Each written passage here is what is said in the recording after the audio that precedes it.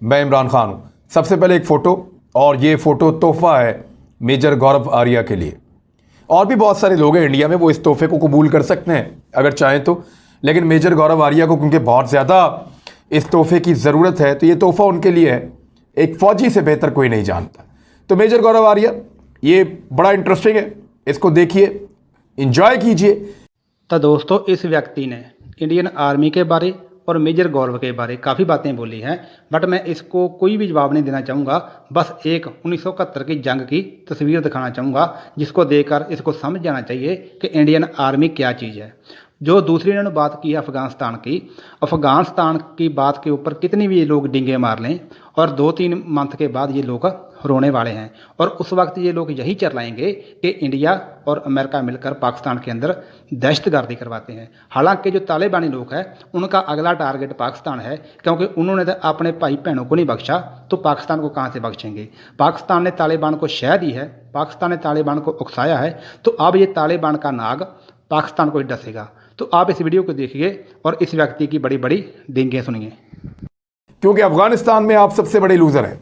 हम ये नहीं कह रहे कि हमने वहां पे ग्राउंड पे जाके कोई जंग जीत ली है, या हमने अफगान फौज को मार मार के दुम्बा बनाया, या हमने उनसे चीन के सारे इलाके तालिबान को दिए। ये तो हम नहीं कह रहे, ये चीज़ें तो आप लोग कह रहे हैं। लेकिन हम ये कह रहे हैं कि इंडिया वहां पे हार गया। इंडिया ने जो फौज तैयार की थी वो वहां पे हार गई। इंडिया ने जो प्लानिंग की थी, इंडिया वहां पे हार गया। इंडिया ने वहां जितने ज़्यादा वसाइल इस्तेमाल किए, जितना ज़्यादा इन्वेस्टमेंट किया, जितने ज़्यादा दहशतगर्दी के कैंप्स बनाए, इंडिया वहां पे हार गया और बहुत बुरी तरह हारा है। अब इस वक्त इंडिया का सारा दारोमदार वो एक शख्स पे है, और अहमद मसूद के नाम का एक टॉप ट्रेंड भी चला रहे हैं, और इंडियंस ही चला रहे हैं। कुछ पीटीएम के लोग चला रहे हैं, कुछ इंडिया के लोग हैं वो चला रहे हैं, और उनको लगता है कि पिनशेर में उनको कोई बहुत बड़ी कामयाबी मिल जाएगी, और वादी पिनशेर का कभी चलाते हैं, कभी अमरुल्लाह साले का चलाते हैं, कभी अहमद मसूद का चलाते हैं। अब ये ट्रेंड आप चला लें, लेकिन प्रैक्टिकली आपको जाके ग्राउंड पे लड़ना चाहिए। अगर आप तालिबान के साथ लड़ाई करना चाहते हैं तो you should go there. Indian को चाहिए कि वो अपनी एक बहुत बड़ी एयरफोर्स है, बड़ी तगड़ी एयरफोर्स है, उसको वहाँ भिजवाएं, अफगानिस्तान में वादी पिनशेर की हिफाजत करें, और अमरुल्लाह साले को ये जंग जितवाएं और तालिबान को शिकस्त दें। इंडियंस अपने फौजियों को भेज सकते हैं, अपनी एयरफोर्स को भेज सकते हैं, अपने लोगों को भेज सकते हैं। ट्विटर पे और बॉलीवुड पे लड़ाई की तो क्या लड़ाई की आपने? यानी बॉलीवुड के ऊपर आप सारी जंगें जीत जाते हैं। असल लड़ाई में तो गोली चलती है, और वो असली गोली होती है। असल लड़ाई में खून निकलता है, और वो असली खून निकलता है। असल लड़ाई में बारूद फटता है, और वो ठीक ठाक फटता है।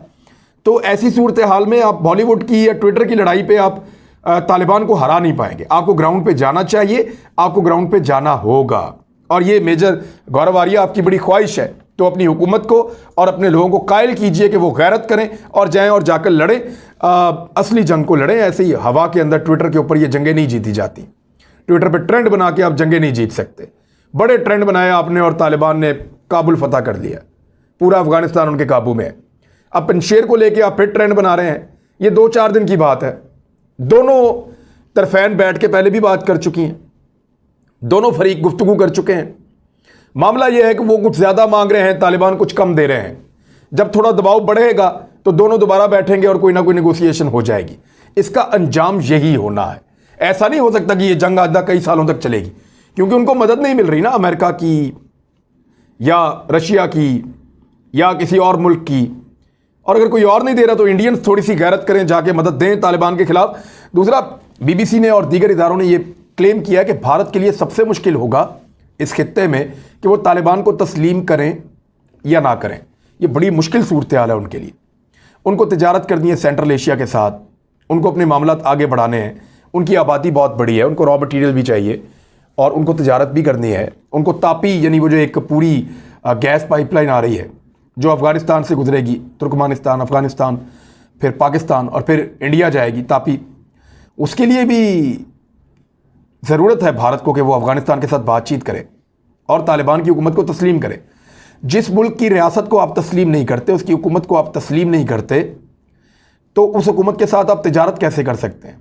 तो इंडिया के लिए बड़ा डू एंड डाई वाला सिचुएशन हो जाएगा, और अल्टीमेटली उनको तालिबान को तस्लीम करना पड़ेगा अगर फ़ायदा लेना है तो, और अगर नहीं लेना तो फिर उनकी मर्ज़ी है। लेकिन इंडिया के लिए ये सबसे मुश्किल और क्रूशल फैसला होगा। यहां चाइना ने एक बड़ा ज़बरदस्त स्टेटमेंट दिया है, वो स्टेटमेंट मैं आपके सामने रख देता हूं। और वो स्टेटमेंट ये बता रहा है कि भारत की जो साजिश थी वो फिर नाकाम हो गई है। चीन ने कहा, उनका सरकारी अखबार है द ग्लोबल टाइम्स, उसमें एक इदारिया लिखा गया और ये चाइना गवर्नमेंट की पॉलिसी को लिखते हैं। उन्होंने कहा कि ग्वादर में जुम्मे को होने वाले हमले में एक चाइनीज शहरी जख्मी हुआ है और दहशतगर्द तंजीम बलूचिस्तान लिबरेशन आर्मी ने इस वाक़े की जिम्मेदारी कबूल की है।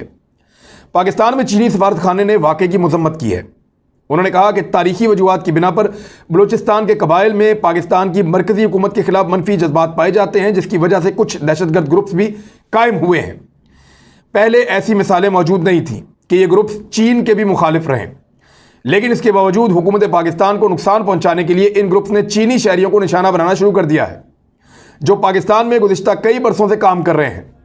इन वाक़यात का मकसद हुकूमत पाकिस्तान को दबाव में लाना है। यानी चीन इस बात को समझता है, ये जो चीन के ऊपर अटैक होता है पाकिस्तान में, इसका मकसद ये है कि पाकिस्तान की हुकूमत को दबाव में लाए।